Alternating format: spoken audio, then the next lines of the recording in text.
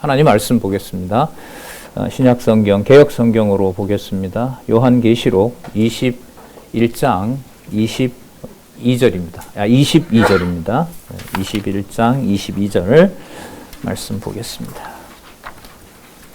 요한계시록 21장 22절 말씀 제가 봅니다.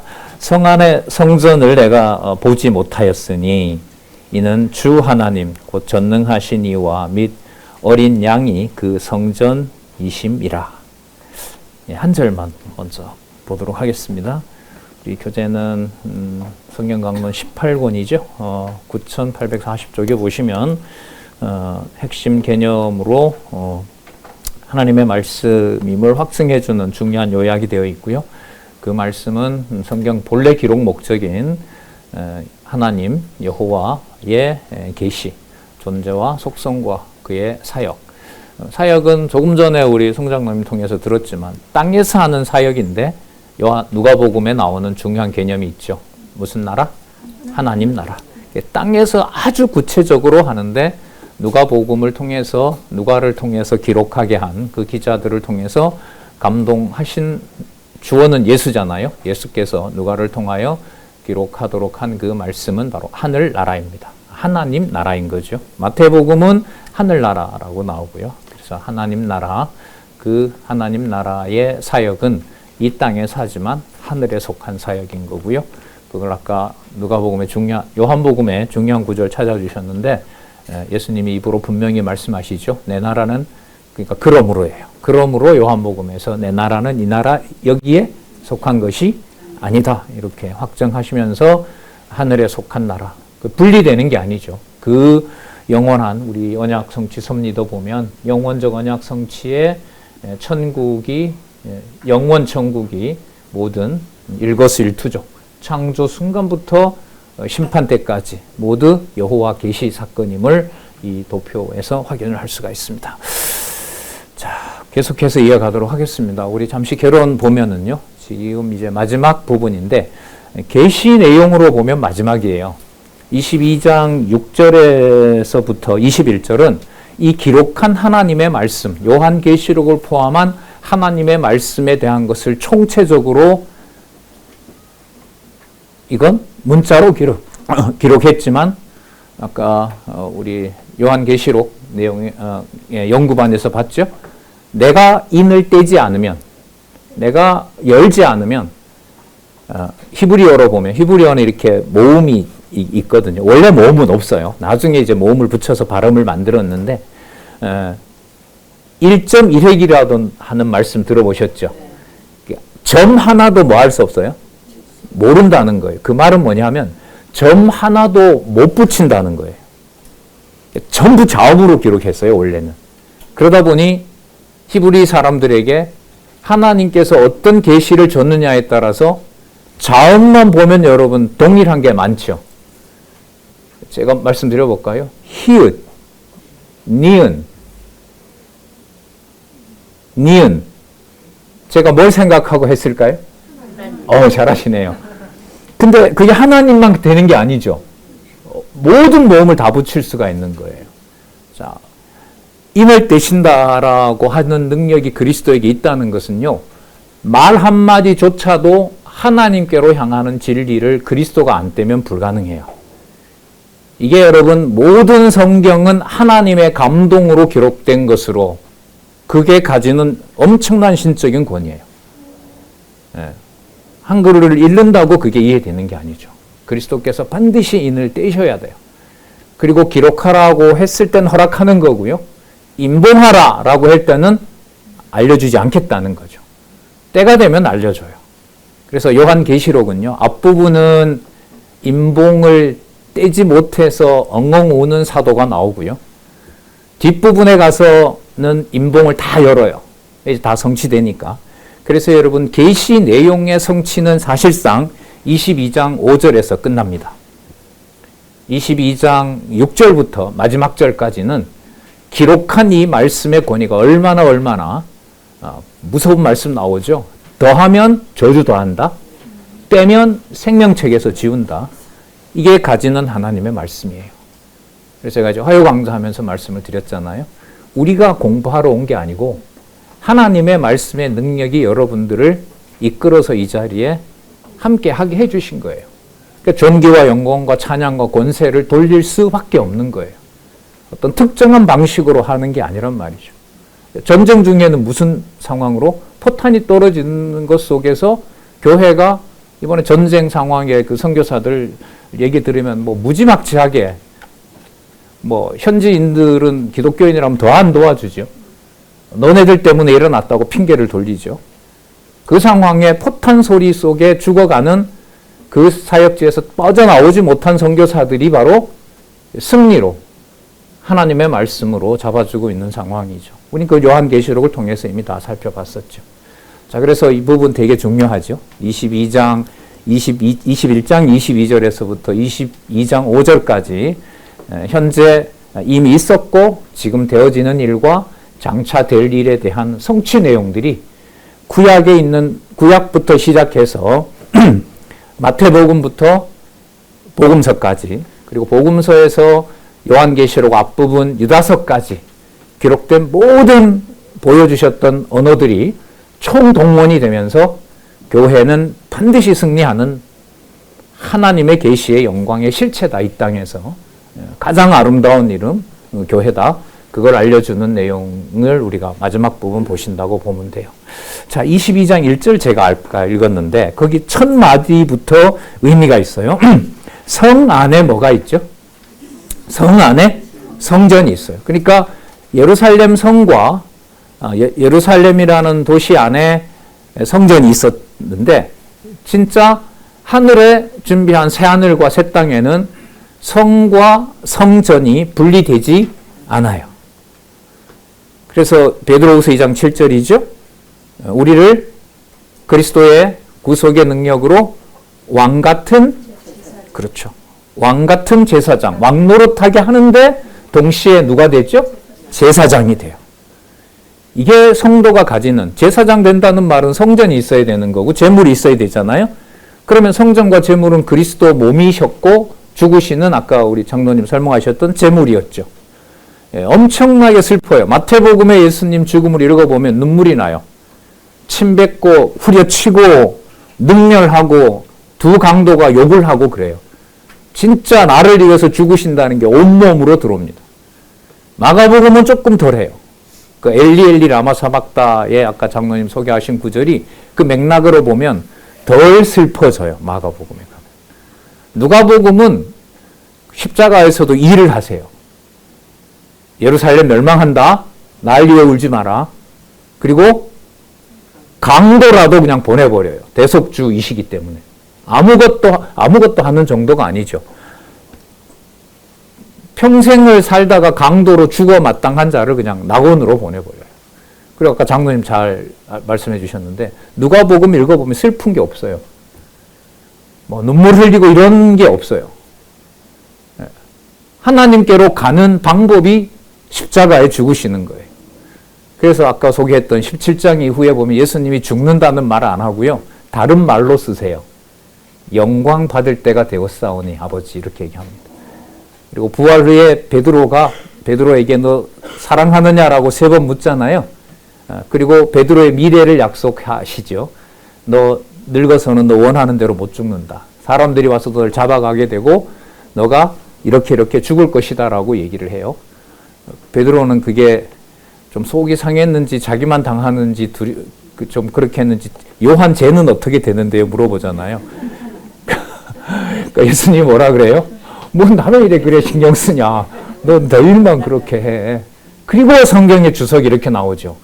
이는 베드로가 어떤 방법으로 영광을 돌릴지 말씀하셨더라.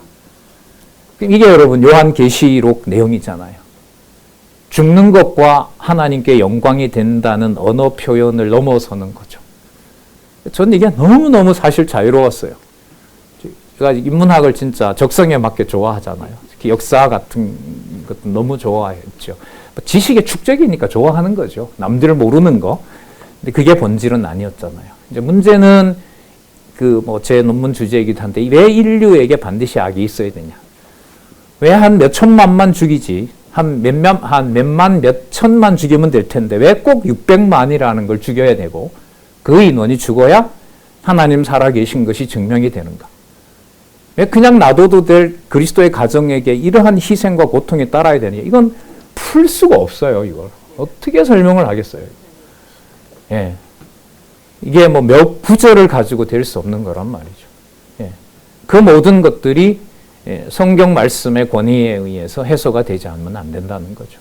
그래서 급기야 요한계시록은 교회라는 말에 대해서 패배와 슬픔과 나중에 약속이 나오죠. 눈물도 없고 고통도 없고 그러면 앞으로 없어질 것인지 그리스도가 오셔서 그렇게 당한 수치와 수욕과 죽음이라는 것도 승리라고 말할 수 있는지 근데 아까 장로님 소개했던 대로 마태, 마가, 누가, 요한복음 순서대로 읽어야 승리라는 말의 의미가 들어옵니다. 공관복음으로 섞어서 그냥 이것 빼고 저것 빼고 설교 제목으로 올려서 그냥 조직신학 주제 뽑아서는 다가올 수가 없어요. 근데 성경은 순서대로 읽기가 쉬울까요? 아주 너무너무 어렵죠. 여호와라는 연결고리를 형식적으로 넣는다고 이해되는 것도 아니에요. 그걸 여러분 보시면 우리 9800 지금 41페이지 하잖아요.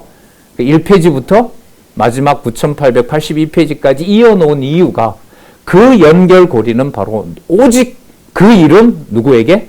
여호와에게만 통해야 그 모든 사건이 이해가 된다. 자, 볼게요. 성 안의 성전, 이제 구분이 없어요. 예루살렘 성과 성전은 구분이 되지 않습니다. 그럼 뭐와 뭐가 동시에 일어나냐 하면 통치도 일어나고 제사도 일어나게 돼요.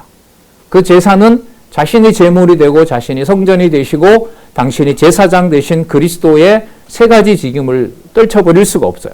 근데 요한계시록은 끝까지 그렇게 하신 분을 어렸을 때 만화 영화 봤던 마징가 제트나 뭐 그런 슈퍼 뭐 이런 거나 뭐 요즘 그래픽으로 만들어진 엄청난 그런 좀 유형 있는 그것으로 이미지를 상상하도록 해야 되는데 그걸 불허해요. 어떤 모습으로 나오죠? 예, 여기 보면 주 하나님, 그 다음 볼게요. 주 이거 여호와입니다. 여호와 하나님 곧 전능하신 이와 및 누구라고요? 어린 양. 끝까지 5장 3절에서부터 시작한 예수 그리스도 만왕의 왕 만주의 주 칠각 칠두. 예수님께서도 칠각 칠목을 가지셨죠. 오늘 나왔는데 오늘 요한계시록 4장인가 5장에 나왔죠. 예수 어린 양의 모습을 뭐라고 어떻게 얘기를 하냐면 칠각 칠목이에요. 7개의 뿔, 그 다음에 7개의 눈. 그걸 이제 나중에 짐승 권세가 흉내내죠. 십두 칠각, 칠각 실두, 뭐 그 다음에 두 짐승 이렇게 이제 그걸 흉내내면서 그리스도 흉내를 내는 적그리스도잖아요. 자, 그 어린 양이 바로 성 안에 있는 성전의 주관자가 되는 거고요. 여호와 하나님과 주 예수 그리스도는 여기서 절대로 분리되질 않아요. 그리고 이게 통치하는 권세가 베드로 후서에서 약속했던 그 소중한 개념, 왕 같은 제사장이 무엇인지 그게 성도가 거기에 속한다는 사실을 알려줘요. 그럼 처참하고 맥없이 죽은 순교자들도 그럼 패배한 거냐? 성경은 그렇게 말하지 말라는 거예요. 그렇게 말하지 말라는 거예요. 계시록 6장 요리 봤던 대로 내가 그 숫자 채우겠다는 거죠.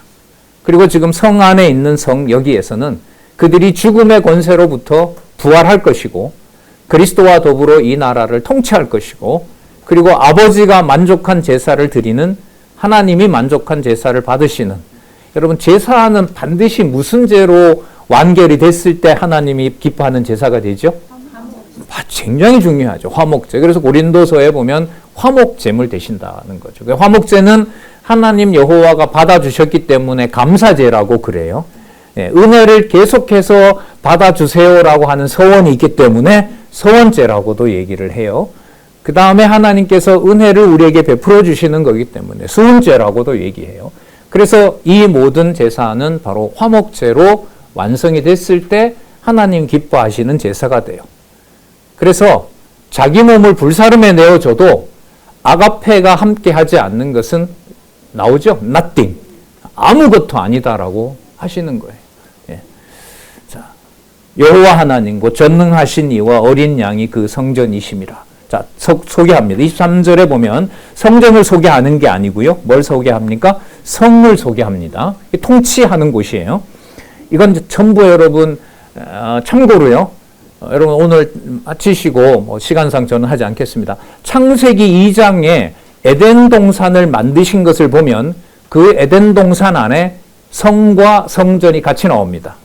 저희 가까이 계신 분이 성경신학의 결정적인 결함은 아담 언약에서 성전이 빠져 있다라고 하는데 그건 강론집을 확인하지 않아서 그래요. 강론집에 보면 성과 성전이 이미 하나 되어 있다라고 강론집 개정판에서는 소개를 하고 있습니다. 자, 성경적인 근거를 제시하고 있는 거죠. 자, 이 성은 해와 달의 비침이 쓸데없으니 왜 쓸데없냐 하면 하나님의 영광이 비치기 때문에 그래요. 여러분 아까 21장에서 먼저 나왔죠. 처음 하늘과 처음 땅이 사라져버려요. 온데 간데 없더라. 그 땅과 하늘이 없으면 여러분 어떻게 비치고 무엇이 그 빛으로 드러나겠어요. 근데 이걸 딱 한마디로 뭐라고 하냐면 그 성은 하나님의 영광이 비친다. 그럼 영광이 무엇이냐라는 건 성경적 근거를 찾아야 되고 그 영광과 관련된 구체적인 개념들은 이 땅에 육의 몸으로 오신 그리스도 말씀이 육신이 되어 우리 가운데 거하시니 은혜와 진리가 충만하더라. 그리고 더불어 중요한 구절이 하나 있죠. 요한복음 1장 18절 예수 그리스도를 뭐라 부르죠? 독생자라고 독생자 하나님이라 부릅니다. 놀라운 언어죠. 독생자라는 말은 홀로 태어나신 아기가 아니에요. 이 육신의 몸을 입고 온 인간 아니에요. 그런데 1장 18절에는 독생자 하나님. 이런 말이 어디 있습니까, 세상에. 독생자 하나님. 그게 무엇인지는 예수님은 본인이 계셨을 때 다 말씀 안 하세요. 그래서 빨리 가고 싶어 하세요. 가셔서 성령을 보내주셔야 그 성령이 각자 자기 백성들에게 마음판에 기록해놨던 것을 인봉을 떼서 알려주니까. 그러니까 제자들은 잡고 싶고 예수님은 가고 싶고. 왜 가고 싶어요? 본인이 말씀했던 걸 깨닫지 못하니까. 결국 여러분 유대인들도 과정적으로 보면 뭐 하지 못하니까 못을 박은 거죠. 그러니까 예수를 그리스도로 모르게 됐던 거죠. 그 죽이면 다 끝나는 걸로 알았고. 그러니까 예수님은 제자들마저도 다 보내버리시고. 그러니까 너무너무 죽고 싶어 하시는 거예요. 말이 좀 이상하다. 그죠? 근데 그 죽고 싶다는 의미가 아까 장로님 얘기했던 대로 직임 중심으로는 그런 방식이에요. 신분 방식으로는 그렇게 되는 거예요. 여러분 버려지시는 게 그게 얼마나 큰 능력인지 모릅니다. 여러분 아까 제가 소개했던 자기 몸에 불사름으로 내어주면 인류를 위해서 아름다운 일을 하면 교과서에 실리겠죠. 그리고 세계 인류대 백과사전에 이런 사람이 인류를 위해서 자기 몸을 불살랐다. 기록되겠죠. 그러나 성경은 한마디로 얘기를 합니다. 뭐가 없으면? 사랑이 없으면 nothing. 아무것도 아니다. 솔직히 얼마 전까지도 그 구절이 나올까 봐 저는 두려웠어요. 제가 철학과 다녔잖아요. 저희 학교가 미션이었거든요. 기독교 계통의 학교인데 교수님들은 안수집사 아니면 장로님들이에요. 그 한 분이 질문을 해요. 기독교가 사랑의 종교냐? 그러니까 그렇죠. 예수님이 인류를 얼마나 사랑했는데요. 근데 그 명제를 질문을 하는 거예요. 야, 자기 몸을 불사름에 내어줬는데 사랑이 없다고 하는데 너 어떻게 이해하냐? 이렇게 질문을 하는 거예요. 당연히 답을 못했죠. 고민만 깊어가고. 그래서 기독교는 사랑의 종교다라는 말을 그 다음부터는 할 수가 없었고. 예. 예. 답을 누가 하겠어요? 이거 어떤 방식으로 하겠어요? 예. 할 수가 없죠. 예. 그래서 예수 그리스도께서 이 땅에 죽고 싶어 하시는, 요한복음에 있는 말씀으로 보면 가고 싶어 하시는, 가셔서 14장 26절, 15장 26절에 약속한 성령을 보내주셔야 뭐 할 만해요? 깨달을 만할 뿐만 아니라 요한계시록 기준으로 보면 죽을 만하니까. 성경 신학을 연구하는 분들이야말로 죽을 만해요. 남아있는 게 없잖아요. 죽게 하시는 방식이 어떨지는 우리는 몰라요. 과부의 동전 2개부터 시작해서 모르죠. 앞으로 우리 후배들이나 누군가가 성경신학 전하다가 험지에 가서 얼마든지 사고 날 수가 있죠. 사고라기보다 다른 수가 있으니까요. 얼마든지. 예. 저희들 코로나 전에 중국에서 그야말로 잡힐 뻔했잖아요. 예. 공안이 우리 원로 목사님 방문 앞에까지 왔잖아요. 예. 그러니까 아침에 이제 원로 목사님이 나 못 들었는데 그래서 그래서 귀에 보청기를 빼고 주무시도록 했구나. 야, 진짜 천만다행 아니에요? 예. 뭐 얼마든지 앞으로 예고된 일이고 일어날 일입니다. 하나님의 영광이 비치고 바로 나오죠. 어린 양이 그 등이 되심이라. 자, 해와 달의 비침이 쓸데없습니다. 자, 그리고 24절에 만국이 그 빛 가운데로 다니고, 그럼 이 빛은 해와 달과는 전혀 상관없는 차원의 하나님의 영광과 어린 양이라고 할 수 있죠. 자, 어린 양의 이미지는 오래전에 이미 죽은 사체인 거예요. 사체. 오래전에 죽은 건 죽은 시체인 거예요. 그 모습으로 계속 얘기를 해요. 근데 거기에 24장로들이 영광을 돌려요. 이걸 어떻게 상상을 하며 이걸 어떻게 받아들인다고 하겠냐 말이죠. 뭐 조금의 슬픈 상황도 그냥 온몸이 다 그냥 다리가 풀려버리고 모든 멘탈이 나가버리는데, 근데 그 자체가 하나님의 말씀의 권위입니다. 거기에 보시는 것처럼 다니엘도 푹 쓰러지고요.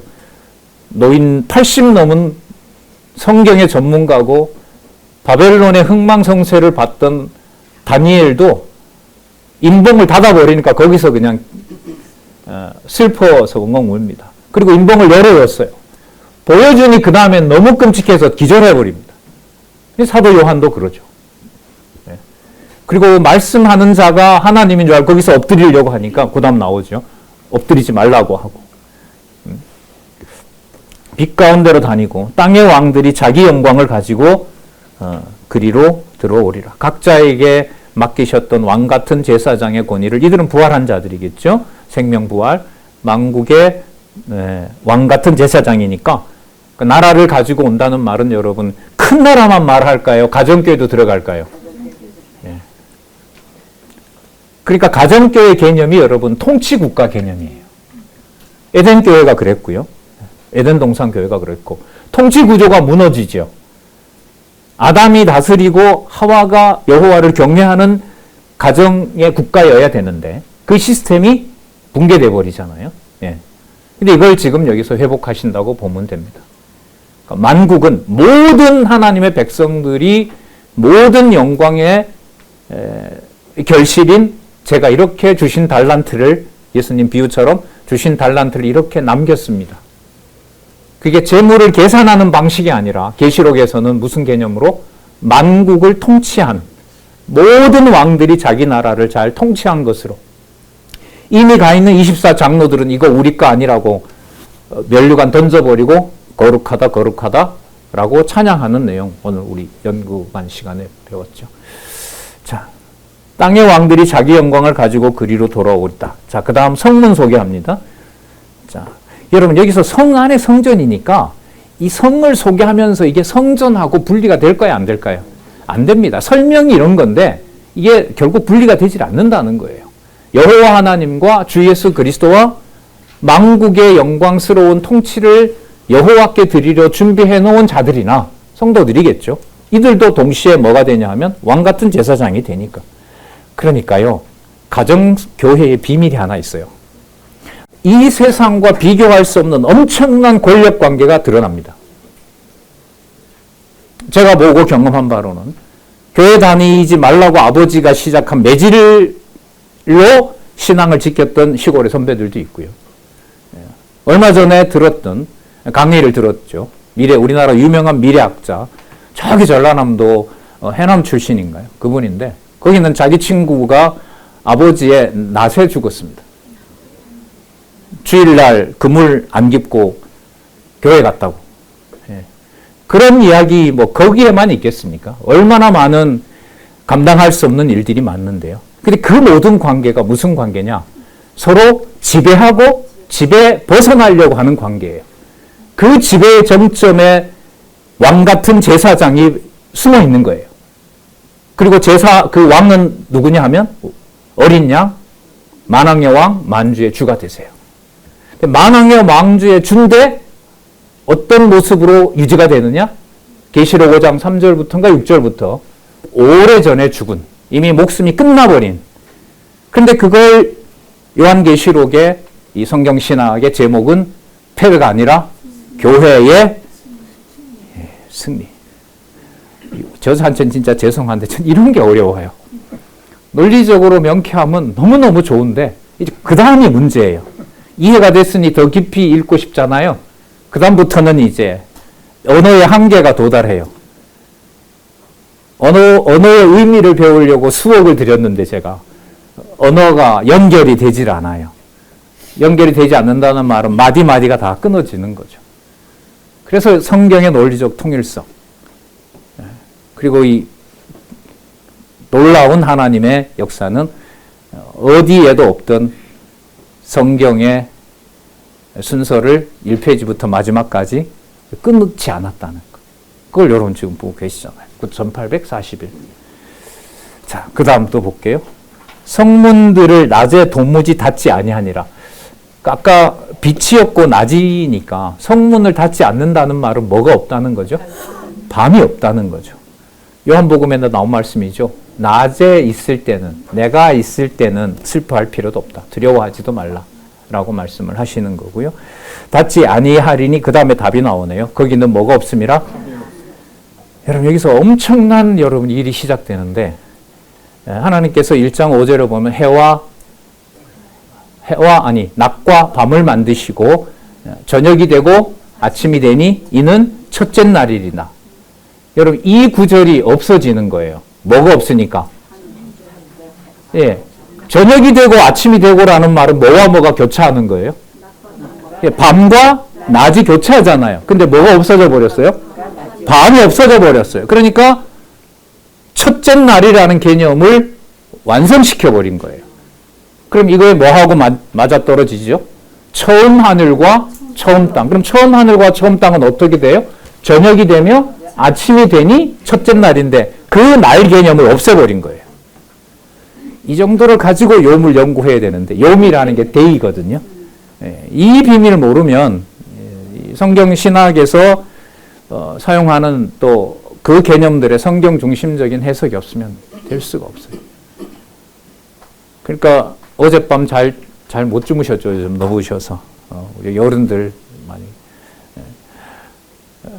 어젯밤 못 잤고 오늘 아침에는 좀 기운이 좋아졌고, 이게 이 구절과 연관시키면 해당이 안 돼. 이래 되면 앞으로 여러분 말하기도 힘들어요. 어젯밤에는 좋았는데 오늘 아침 컨디션 너무 안 좋다. 그래서요? 빛은 어디 가고 낮은 어디 갔느냐. 제가 제 자신을 보고 많이 실수했기 때문에 그래요. 그렇게 해놓고 앉아서 성경을 또 본다? 또 성경을 보고 좋아해. 그리고 딱 돌아섰는데 먹을 게 내 마음에 안 들어. 뭐지 이거? 돈 주고 샀는데? 참 멀었어요 아직. 전 그래서 AI를 동원해서라도 고통스럽지만 한 150살까지 살아야 되겠어요. 문자로 기록된 거 그냥 데려가면 끝나는데, 그래서요, 우리 복지관에 아프신 어른들, 또 여러분들 다 또 부모님 모시는 분들 아프고 하고 또 홀로 계신 분들도 있고 한데, 낮과 이 빛의 비밀, 예. 어디까지 총명하고 어디까지 총명이 흐려지고 어디까지 기억나고 안 나고, 여기서부터는 정상이고 비정상이고, 이것도 글쎄요, 말 함부로 하게 되면 안 될 것 같아요. 예. 자, 거기는 밤이 없습니다. 자, 그리고 아까 그 만국의 영광을 가지고 온다고 얘기를 했었죠. 자, 부활한 하나님의 백성들이 아까 우리 장로님 소개했던 대로 이 나라에 속하지 않은 나라이기 때문에, 오래전에 죽은 만왕의 왕 그리스도가 가정교회를 통치하는 방식은 신약에 우리가 살펴본 것처럼 짐승 권세와 음료 권세의 노약질과 유혹과 약탈이 어떤 방식으로 일어나는지 모릅니다. 그걸 그리스도가 약속하신 말씀으로 이겨내도록 하기 때문에 저 사악한 자가 그리스도가 통치하신다라는 것을 깨닫게 하지 않으면, 바르게 말씀드리겠죠. 깨닫게 하심으로 견디게 할 만큼 각자에게 만국의 영광과 존귀 가운데로 인도하시는 거죠. 그리로 들어오겠고, 27절 무엇이든지 속된 것, 세속주의죠. 세속주의. 그리고 가증한 일. 가장 가증한 건 뭐냐 하면 출애굽 백성들이 가장 가증한 짓을 벌입니다. 어떤 짓이었죠? 올 때 애굽 사람들이 막 가라고 빼줬던 모든 금은 보화를, 금덩어리를 모아다가 우상을 만들어 놓고 뭐라고 부르게 됩니까? 여호와라고 부릅니다. 그리고 모세는 시내산에서 계명, 첫 계명을 받고 있었죠. 나 외에 다른 신을 두지 말라. 다른 신을 두지 말라. 하나님 섭리 무섭죠. 모세를 데려가서는 나 외에 다른 신을 두지 말라고 하시는데 땅 아래 일어나는 언약 백성들이 하는 일은 금송아지 만들어 놓고 여호와라고 부르는 거죠. 내 방식대로 하고 이게 교회다라고 우기죠. 교회는 이래야 되죠. 우리 아픔이 있잖아요. 헤어질 때. 교회는 이래야 되죠. 목사는 이래야 되잖아요. 성경 강사는 이래야죠. 거기에서 울고 슬퍼하고 마음에 상처도 받고, 그 관계가 여러분 요한계시록에서 보면 일어나야 됩니다. 그리스도의 통치는 거기서 오고 가는 인간적인 모든 관계를 어떤 방식으로든 끝을 내세요.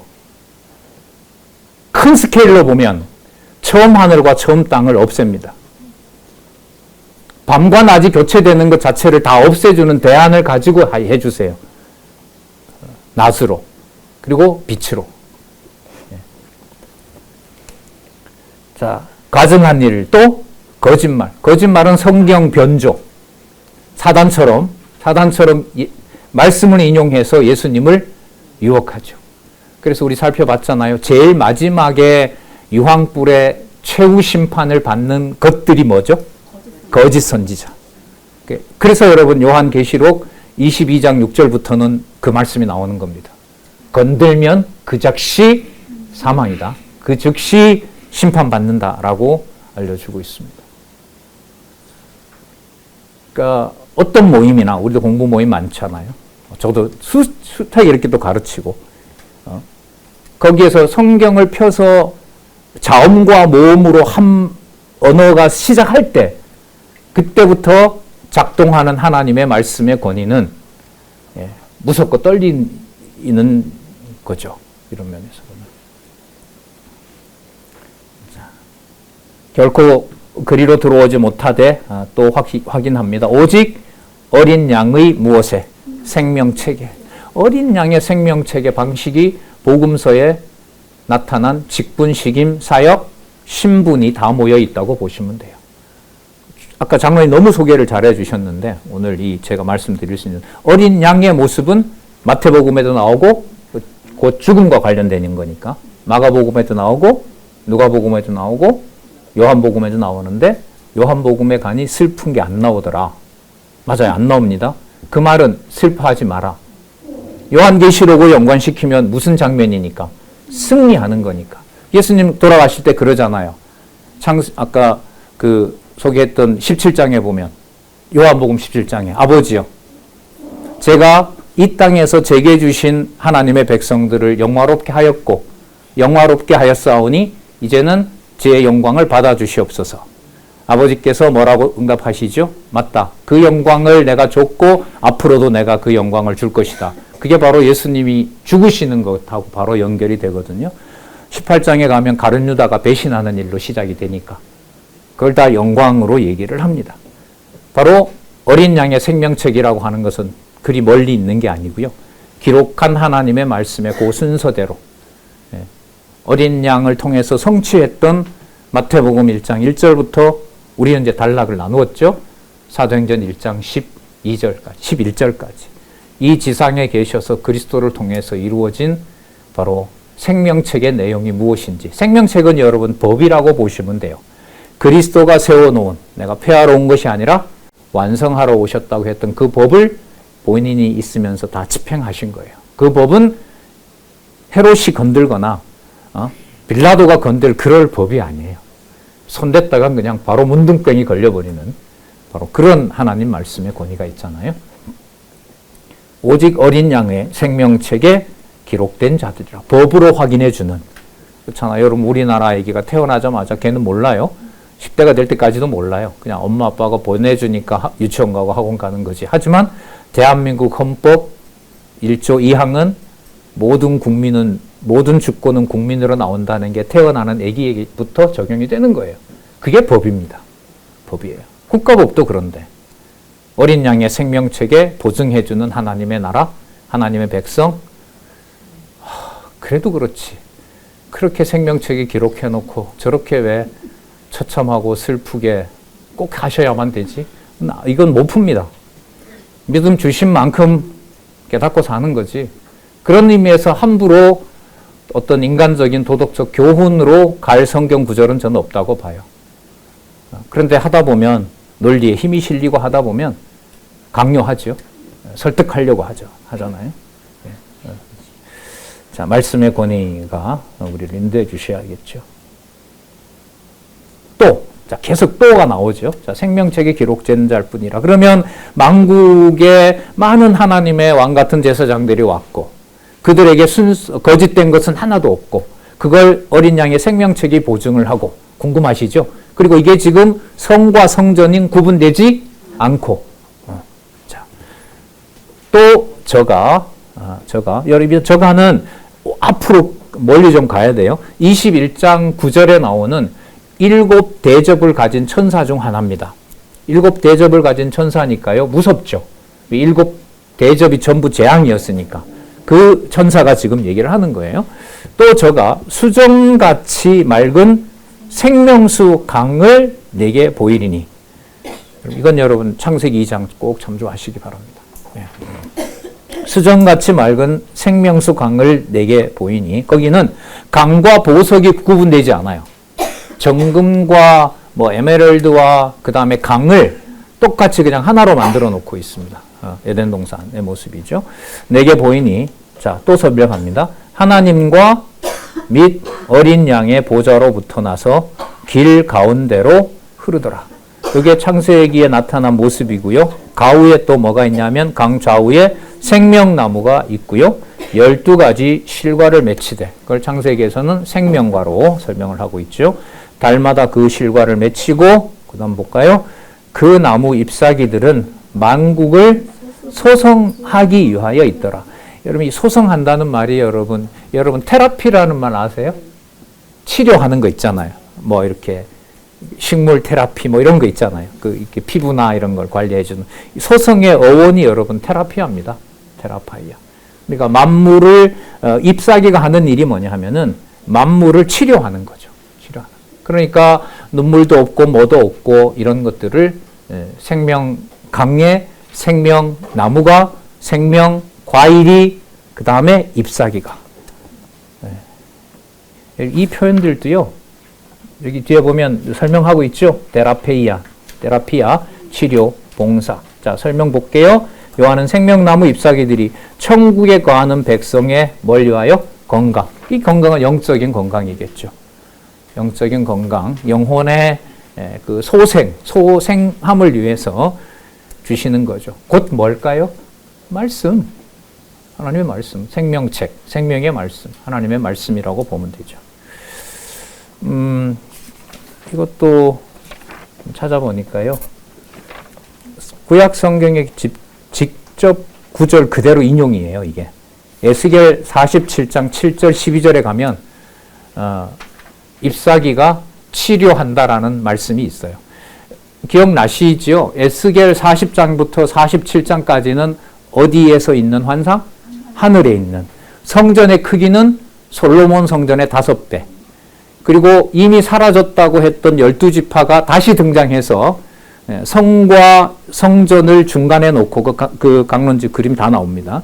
그 위에 7, 밑에 5, 12지파에게 땅을 분배하는 내용이 나오는데 특징이 뭐냐 하면 성전에서 요 말씀처럼 생명수가 흘러나와 온 땅을 적시고 그 적신 땅을 12직각으로 그렇게 땅 보면 안 되죠. 이 지상에서는.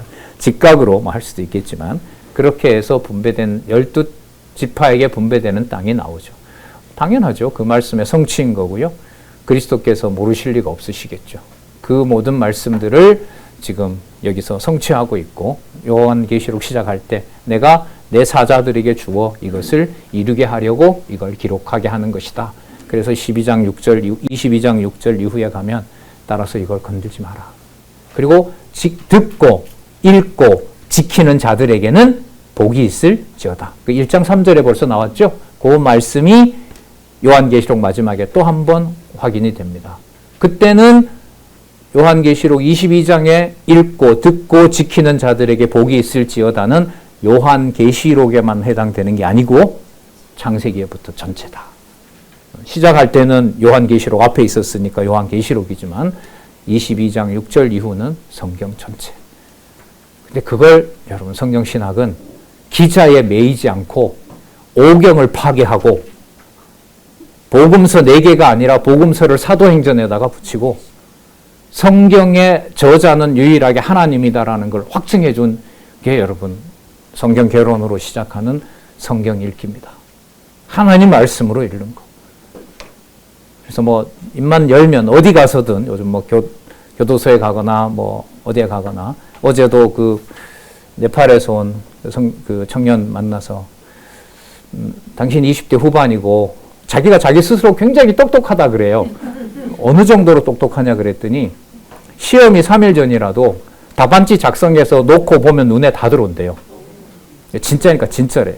그래서 자기가 80점 이상은 늘 맞는데 공부를 안 해도. 근데 제가 반론을 폈죠. 성경은 그렇지 않다. 성경 마태복음 읽는데 오늘부터 들어올 수는 있어도 무슨 내용이 나왔는지는 몰라도 말씀을 공부하는 것은 난 그런 방식은 아니라고 본다. 그래서 다음에 만나는 횟수가 들수록 내가 성경이 어딘지 몰라서 버벅댈 때 목사님 그거 몇 장 몇 절에 나오는지 나를 도와달라. 그럼 그 해석은 내가 도와주겠다. 그렇습니다. 어린 양의 생명책에 기록된 자들 뿐이라. 또 제가 읽었고요. 근데 잎사귀들이 만국을 소성하기 위하여 있더라. 그렇죠. 치료 개념이죠. 이 치료는 여러분들 반드시 필요합니다. 왜냐하면 이 소성하는 잎사귀를 에덴 동산에서 내어 쫓기면서 뭐 했어요? 그 치료 도구로 못 썼거든. 생명과도 못 먹었고, 그러니까 그 하나님이 주시는 때는 상처받은 이후에 하늘나라에 가서 그 잎사귀로 눈물도 없게 하고 상처도 만져지고 모든 순교자들의 기도도 그때서 다 들어주신다고 할 수가 있겠죠. 자, 그래서 3절입니다. 그러므로 22장 3절이에요. 다시 저주가 없으며 다시 강조하지요. 하나님 여호와죠. 그 어린 양의 보좌. 자, 이 보좌는 그 어린 양이 나왔기 때문에 분리가 되질 않습니다. 하나님 여호와와 어린 양 주 예수 그리스도의 보좌가 그 가운데 있으리니 자, 그의 종들이 그들을 섬기며 그의 얼굴을 볼 터이요 그의 이름도 저희 이마에 있으리라. 여러분 이 내용은요. 출애굽기 28장의 성취입니다. 그 대제사장 머리에 뭐 붙이는지 기억나세요 혹시? 여호와께 성결이라. 그 이름을 붙여주죠. 여호와 이름을 붙였는데 그 비밀을 여기서 이제 다 강론집에 보면 하나님을 직접 대면하게 되는데 대면해서 보는 게 뭐냐면 여호와밖에 안 남아요. 그 머리에 붙였던 걸 실체로 만나는 장면이라고 보시면 돼요. 다시 얘기합니다. 5절에 다시 밤이 없겠고 등불과 햇빛이 쓸데없으니 이는 주 이거 여호와입니다. 여호와 하나님이 저희에게 비추심이라. 뿐만 아니라 저희가 더불어 세세토록 뭐 할 것이다? 왕노릇하리로다. 그럼 이때 왕노릇은 마음껏 해도 돼요. 타락한 아담은 하나님과 같이 되려고 왕노릇하려고 했죠. 그런데 아까 세라피를 받았기 때문에 잎사귀를 먹었기 때문에 마음 놓고 왕노릇해도 돼요. 왜? 마음 놓고 왕노릇해도 이 지상에 예수님께서 누구 기준으로 살으셨기 때문에 오직 아버지 기준으로 살았기 때문에 채찍을 가지고 판을 엎을 때도 선한 일인 거고요. 독사의 자식들아 이렇게 얘기할 때도 그건 감정이니까 악한 건가요? 아니요. 예, 욕은 예수님만 할 수 있어요. 우리는 하면 안 돼요. 그런 거. 왜요? 치료하는 열매가 생명 강에 자라나는 생명수를 통해서 받았기 때문에. 그 여러분 뭐라고요? 그게 하나님 말씀이에요. 1.1획도 하나님 말씀 아닌 것이 없는 성경신학을 통해서 확인해준 첫 자음부터 마지막 자음까지 소송하는 입, 유일한 테라피, 하나님의 말씀. 아까 본문으로 보면 어린 양의 생명책. 자, 세세토록 왕노릇하리로다. 자, 이렇게 계시의 내용은 마무리가 되고요. 22장 6절부터 예수님의 성경의 원저자이신 예수님의 권고와 약속 내용이 22장 6절부터 나옵니다. 다음 시간에 뵙도록 하겠습니다. 기도하겠습니다. 하나님 아버지 감사합니다. 주신 말씀의 권위에 어떨 때는 세상이 일이 해석이 안 돼서 숨이 막히고 어떨 때는 너무 감격스러워서 어찌할 바를 모르는 이 삶을 살게 하면서도 그 여호와의 이름을 이 시간까지 그 수십 년 동안 은혜로 지켜주셔서 하나님 너무나 감사합니다. 감당하기 어려우니 감당할 수 있는 지혜와 총명을 귀한 동력자들에게 꼭 허락하시고 각자 전하는 그 가정에서부터 자신이 소속한 그 모든 사회에서 하나님 살아계신 것을 확증할 수 있도록 하나님 무한한 긍휼을 베풀어 주시옵소서. 예수님의 이름으로 기도드렸습니다. 아멘.